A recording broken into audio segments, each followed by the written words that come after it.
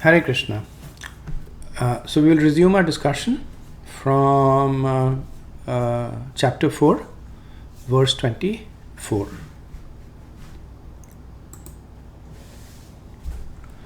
Brahmarpanam brahmahavir brahmagnau brahmanahutam brahmevtena gantavyam brahma karma samadhina.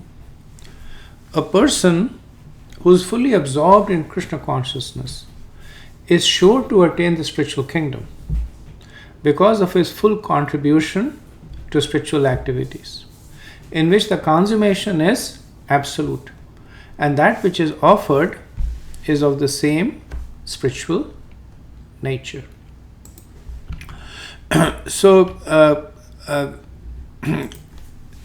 in the previous verse, Krishna had glorified Brahman, right? The process of Gyan, which gives us knowledge of Atma Gyan, and the word Brahman or the word Brahma is used to describe Atma.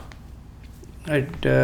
In the Taittiriya Upanishad, the Brihadaranyaka Upanishad, it is meant that Brahman can refer to the Supreme Lord, and Brahman can also refer to the Jiva. Right? So Krishna essentially glorifies the attainment of Brahman. Now he talks about the process of attaining it. Right? So he describes, in the next set of verses, Krishna will describe 8 kinds of yagyas whose goal is to uncover the Brahman. But before he does that, he wants to give a template that what exactly is the constituents of a yagya. And so literal meaning of yagya is yajante. It means to worship. So if you notice in the verse, the word Brahma appears 6 times. Brahmarpanam, Brahmahavir, Brahmagnu, Brahmana, Brahmev, and Brahmakarma Samadhina. 6 times it appears. Each time it is pointing to one of the agent of a yajna. So the first Brahma Arpanam is the oblations that is offered. Now Krishna is taking the example of a traditional yajna, which is a fire sacrifice, to explain the structure of a yajna. Now we have discussed in the past that the yajna, fire sacrifice, is just one kind of yajna. There is Sankirtan yajna, Dravya yajna, there is Karma yajna, sacrifice performing, giving your wealth, performing a duty, and as we will see, 8 kinds of yajnas will be given, but the structure of the yajna remains the same. So just like if you remember earlier on, in the 3rd chapter, Krishna had used the cycle of grains to indicate the dependency on demigods, because it was an easily understandable example. So here he used the example of fire yajna because it is relatively easy to understand. Right? So what are the 6 components? So first is Brahma Arpanam. So this is the ghee or the grains that is offered as oblations. The second is Brahmahavir. So Brahmahavir is the instrument. So this is the shruva or the ladles through which the ghee is dropped. It could also refer to the mantras or to the presiding deities who are carrying the oblations. The third is Brahmagni. This is the process of consumption of the oblation, which in this case is fire. The fourth is the Brahmana Hutam. This is the Jiva. This is the contributor, the sponsor of the yajna, who is actually the judgman, saying that for whose benefit the yajna is being done, either by him or a priest is doing it on his behalf.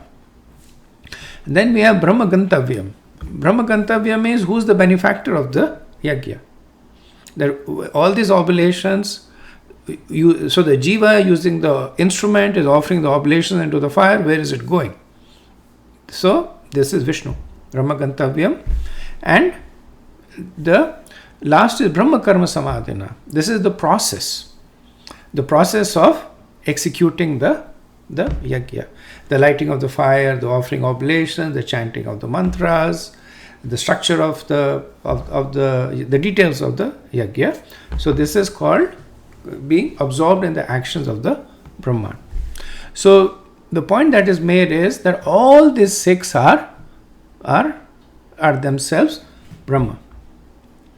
So their nature is of the spiritual category. Right, so when it is said that Brahmahutam Brahma Gantavyam, so the first Brahma is the Jiva and the second Brahma is the Lord. So the Jiva, who is a spirit soul, offered to the Lord, who is also the spirit soul.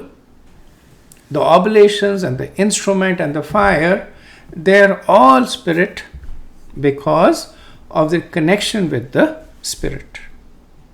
Right, so the ladle, if it is used in eating, it's material. But because it is being used in this spiritualized process, it becomes spiritual. Okay, so let's move to the next verse, 25. Verse 25.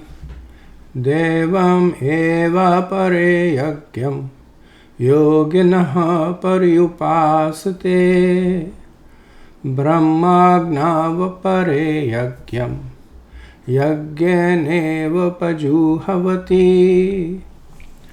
Some yogis perfectly worship the demigods by offering different sacrifices to them, and some offer sacrifices in the fire of the Supreme Brahman. So as I had noted in the previous verse, that Krishna, after describing the template of a yajna, is now going to describe 8 different kinds of yajnas. And the yajnas are common to some extent. They all require the sense control, to forego sense gratification. They all lead to higher level of knowledge, to transcendental knowledge. And the question is then why different yajnas? Why not just one yajnas?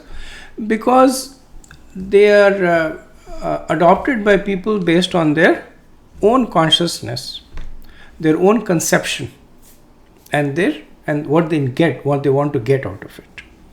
And so that is why Krishna in the Vedas has given these various kinds of yajnas. So in this verse, Krishna talks about 2 kinds of yogis who perform 2 kinds of yajnas. So the first is Devam eva pare yagyam yogina paryupasate. So the yoginas are the karma yogis, right? And they worship the Devam, right? So they are worshipping the demigods. So these are the karma kandis, right? So in their case, the consciousness of the Brahman, the Brahma Gantavyam, is misplaced. They consider the devas who are material to be Brahman, or they don't care, right? So these are essentially those who perform yajnas for material benefits. So what do? They worship the demigods, and the Vedas have, in the Karma Kanda, many kind of sacrifices to the demigods. Some of them are fasting, some of them are traditional fire yajnas, some of them are charity. So various kinds that fall in this category. The other that Krishna talks about is the Brahmaguna apare yajnam, and this is essentially the Gyan yogis. So what do they offer? They offer themselves, right? So the yajnam is the jiva, the person, and what is the fire? The fire is Brahman or Paramatma, right? So they offer themselves as an oblation into the fire of the Brahman. Now what is the mantra? What is the instrument that they use to offer? They use the pranav mantra to offer themselves. So these are the jnanis who chant Om, and by chanting Om, the pranav mantra, they meditate on the Brahman or the Paramatma, and they offer themselves. So now these are the bona fide Brahmavadis, right? They are not misplaced about the conception. It's just that they are attracted to the impersonal Brahman, right? Brahman. So Prabhupada says that they worship the impersonal feature of the absolute truth, and they regard the forms of the demigods as temporary, right? And they sacrifice the individual selves in the supreme fire, and thus end their individual existence by merging into the existence of the Supreme. So essentially they enter into the Brahman. Okay, so these are the two kinds of yogis. 6 more to go. So let's go on to verse 26. Verse 26.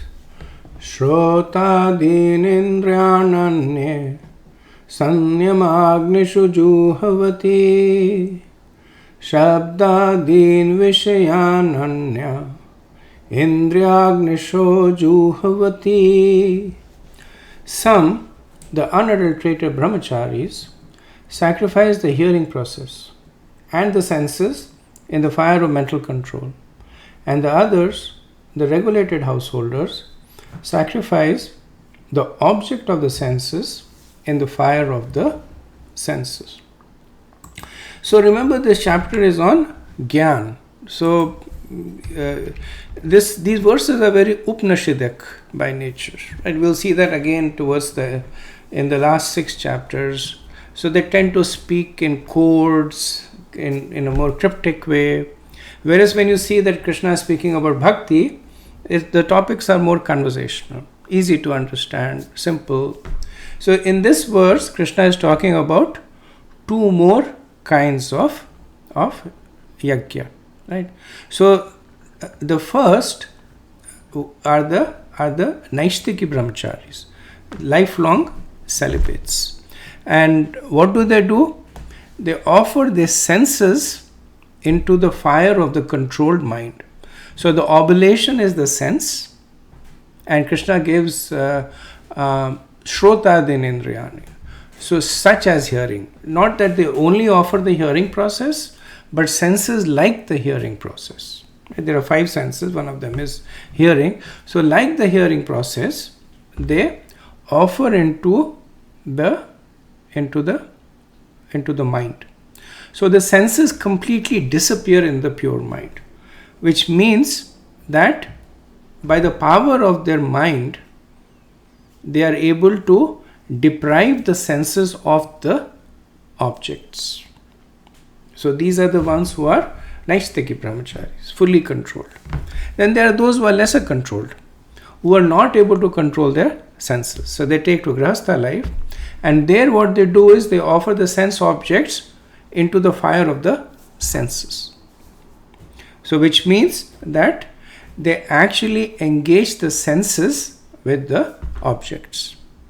Because the point was made is depending on the propensity of the person, the level of his advancement, there are different yajnas. So these are the people who are not able to control the senses.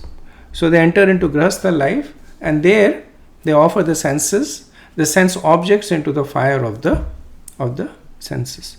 But the fact that this is yajna, it means that this offering is done as per the scriptures. Right? So it is done strictly according to the Vedic injunctions. Right? And Prabhupada gives an example that the Naishtiki brahmacharis, they're celibate. They don't enjoy sex at any point in their lives. The Grihasthas do. But they do it in a regulated way. Right? So they allow the senses to engage with the objects, but only within the institution of marriage for the purpose of procreating. They allow the senses and the sense object to interact with one another. Okay, so 4 yajnas covered, 4 more to go. Sarva indriya karmani prana karmani chapare atma sanyama yogagno juhvati jnana deepite. Others who are interested in achieving self-realization through control of the mind and senses offer the function of all the senses and of the life breath as oblations into the fire of the controlled mind. Right? So this verse is essentially describing the Astang Yogi. So as you know that the Astang Yoga is the next stage to Gyan. So at the stage of Gyan, they offer the senses into the mind. Right? So Gyan is essentially the platform of complete detachment, sense control, material equanimity. So the senses are offered into the mind. Now the Astang Yoga, he begins from that point and takes it to the next level. So in addition to the senses, he controls the mind, right? And in addition to controlling the senses, he also controls the pran, the life breath, right? So that's how now we see the sequence of progression. Like Krishna first spoke about those who offered to the demigods, like they were karma. Then he spoke about the three kinds of yogis. One who offered themselves into by the pranav. These are the by chanting Om. These are the ones who are aspiring for Gyan. And then he talked about the two. One who are the unadulterated brahmacharis who control the senses, and the second is the grahasthas, the regulated grahasthas. So essentially, he has spoken about karma yoga and Gyan yoga, right? In both the verses, he spoke about so the Naistiki brahmacharis, they are Gyan yogis, and the regulated grahasthas, they are karma yogis. And in the previous verse, the worshipper of the demigods are karma yogis, and those who offer themselves through pranav into the Brahman are Gyan yogis. Now Krishna speaks about the next stage, which is Astang Yoga, that will be expanded in the sixth chapter. So what do they do? So they offer the activities of all the senses such as hearing and seeing, as well as the activities of the 10 prans into samyam. Samyam means into the fire of purity of the jiva. Another way of saying that they purify it. What does purification means? That they detach it from material. In general, in the spiritual context, material is considered to be contamination, and spiritual is considered to be purifying. So when it says you purify the senses, it means that you detach from material and you attach to spiritual. So the yogis, understanding that the actions of the senses and the prans, what they are, and they offer them completely into the controlled mind. So which means that they completely control the action of the senses and the pran. So Srila Prabhupada says there are two kinds of, in the Yoga Sutra of Patanjali, there is the Pratyagatma and the Paragatma. And the Paragatma is the one who is a materialist. And the Pratyagatma is one who is a spiritualist, who is detached from material enjoyment. So what does the Pratyagatma do? They control the senses and the life airs. And this is this process of Astang, as I mentioned, will be expanded and sick, but it's a very mechanical system, because the soul is essentially floating on the life, the 10 pranas. So almost like they physically separate the soul from the life airs, and they elevate it. So they physically remove the material binding of the soul, and then it lets them do whatever they want with the soul. Gives them mystic opulences, the soul can leave the body, come back in the body, and if they are so inclined, they can also direct the soul towards the Lord. In which case, the Astang yogi becomes a devotee. Okay, next verse. Verse 28. Dravya yagyas tapo yagya yoga yagyas tatha pare swadhyaya jnana yagyascha yatyaha samshita vrataha. Having accepted strict vows, some become enlightened by sacrificing their possession, and others by performing severe austerities, by practicing the yoga of eightfold mysticism, or by studying the Vedas to advance in transcendental knowledge. So this verse is essentially a summation of what Krishna has spoken so far. So in verses 25, 26, 27, Krishna has spoken about 6 kinds of yagyas, and they fall into 3 categories. So here Krishna essentially is summarizing the 3 categories. So there are some that are enlightened by sacrificing their possessions, right? So these are the karamkandis. Karamkandis essentially, they offer something material. They have wealth, they offer wealth. They have grains, they offer grains. So these are the ones that Krishna spoke of the demigod worshipper in verse 25. Then study of the Vedas, right? This is Gyan Yoga. So the Gyan Yogis are those who offer themselves through the pranav, right? So verse 25. Then practice of the yoga of eightfold mysticism. This was just the last verse when Krishna spoke about Astang Yoga in verse 27, right? And then there are those who perform severe austerities. These are the Naistik brahmacharis that perform sense control, and these are also in the category of Gyan. So essentially, Krishna is summarizing the 6 into the 3 kinds of yogas. The karma yogis, they are either dravya yagya, they give goods in charity, or they are tapo yagya, right? They perform austerity like the Chandrayan vrata. Then there is the yoga yagyas. The yoga yagyas are the Astang yogis, the eightfold mysticism. And then there is those who are engaged in studying of the Vedas. These are the Gyan yogis. Now Krishna says that any kind of yagya, it involves vrata, determination. So lowest in this is the karamkandis, like their householders.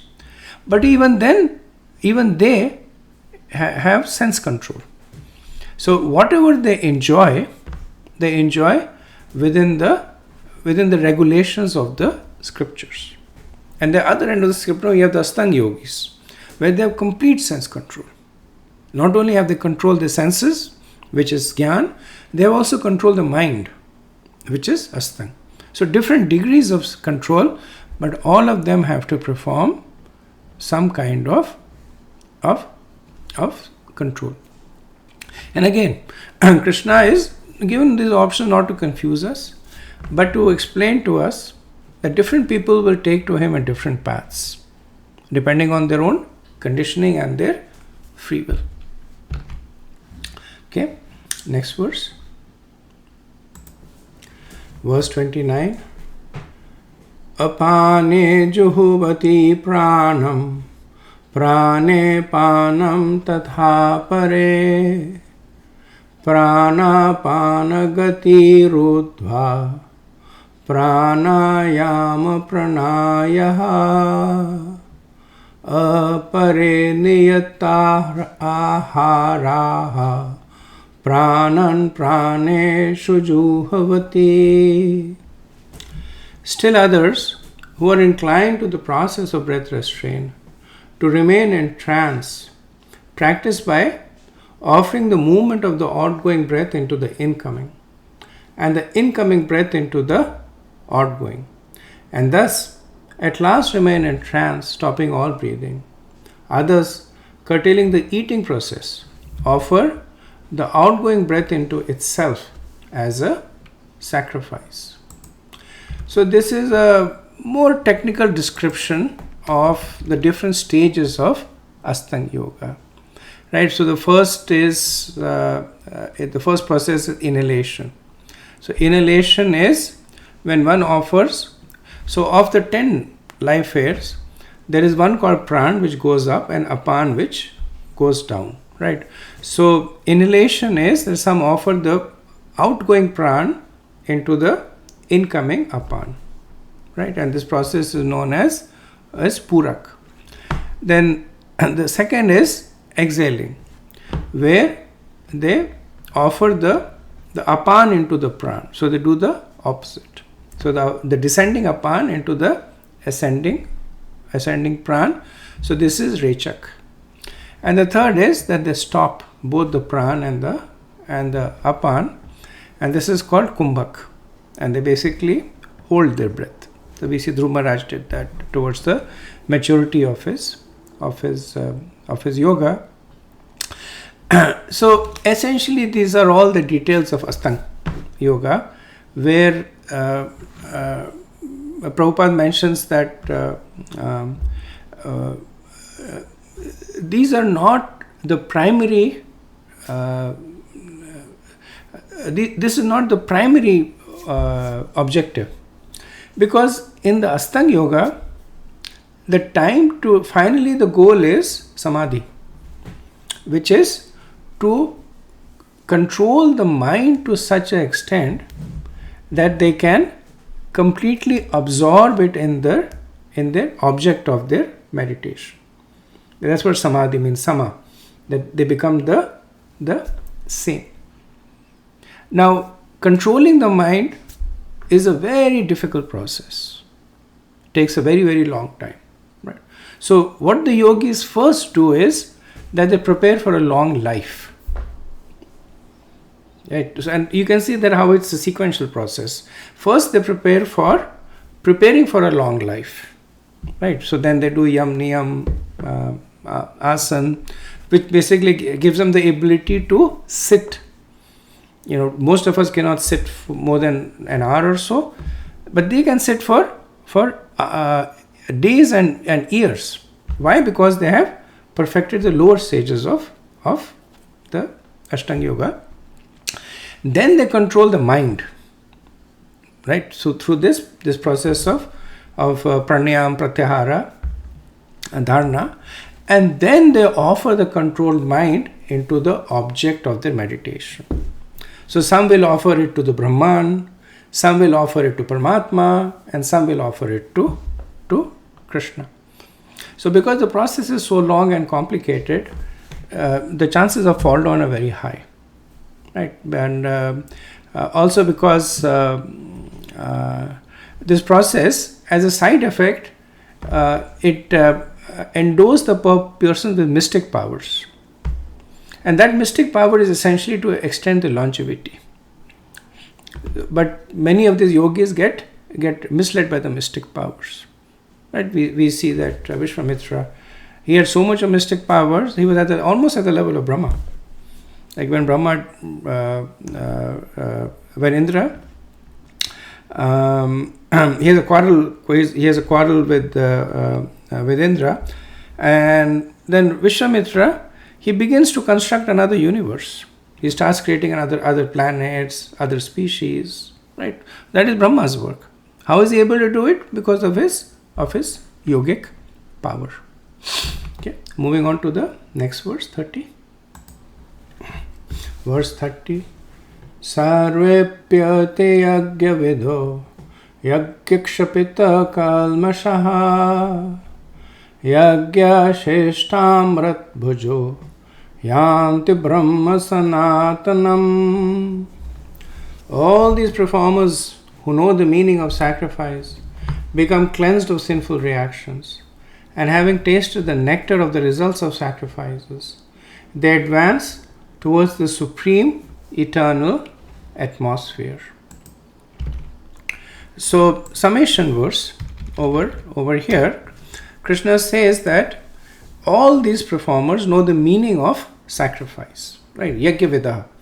So they know the purpose of the sacrifice, and what are the three things that happen to them? They destroy their sins by these sacrifices, right? So they're cleansed of the sinful reactions. So yajna kshapit kalmasha. Kalmasha is sinful reactions. So past sins are also destroyed. Then they enjoy the secondary results.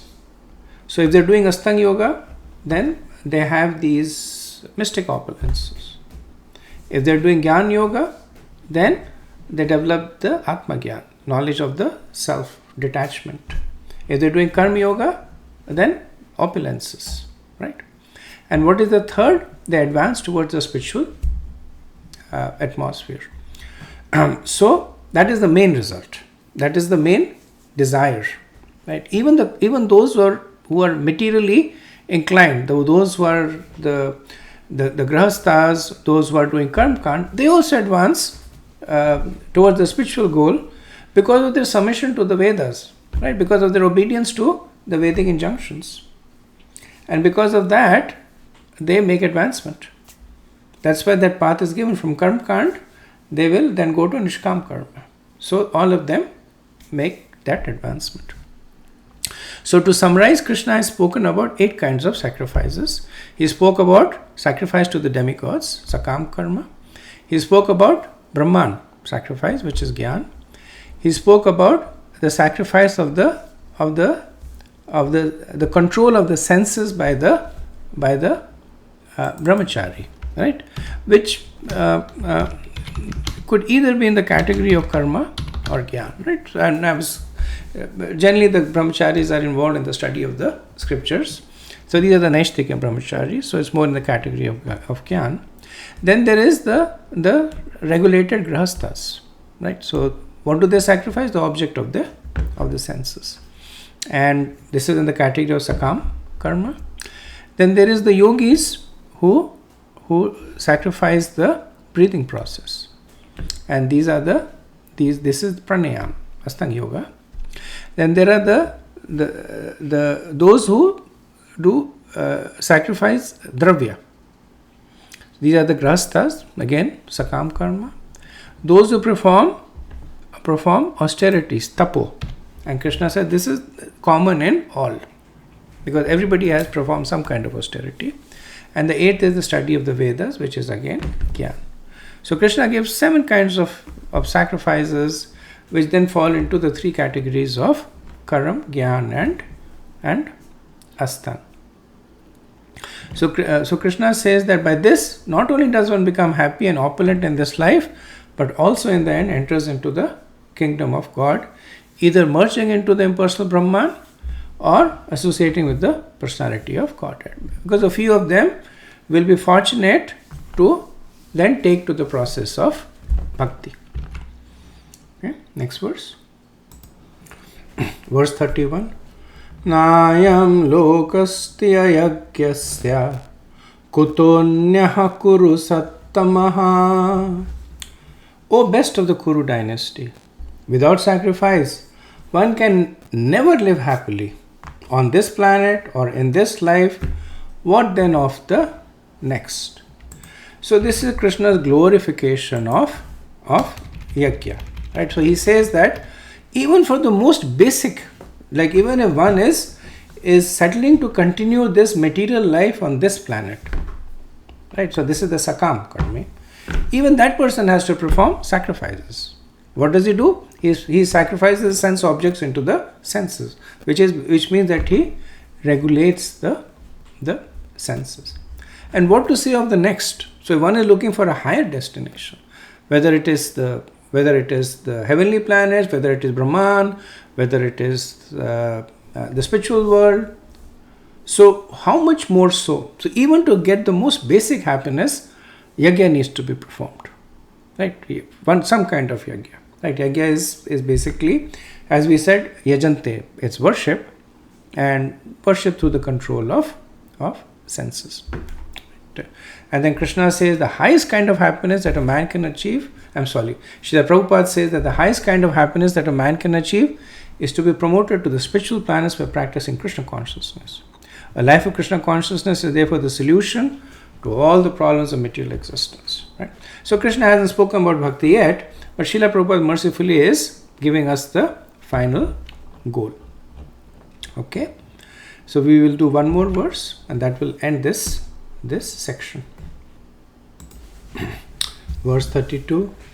Evam bahuvida yagya vitata brahmano mukhe karmajan viditan sarvan evam gyatva vimokshase. All these different types of sacrifices are approved by the Vedas, and all of them are born of different types of work. Knowing them as such, you will become liberated. So, in this concluding verse on the different kinds of yagyas, Krishna gives an oversight. Right? First thing he says is, yagyas are only those that are approved by the Vedas. One should not perform imaginary yagyas. Like in India, somebody performs imaginary austerities just because your neighbor is doing it or because it was being done in your family. It has no effect, negative effects actually. Right? So one should only perform those yagyas that are given in the Vedas. Then he answers the question that why different kinds of yagyas? He said they are born of different types of work. Right? Karmachan. Another way of saying is that they are born because of people have different kinds of propensities.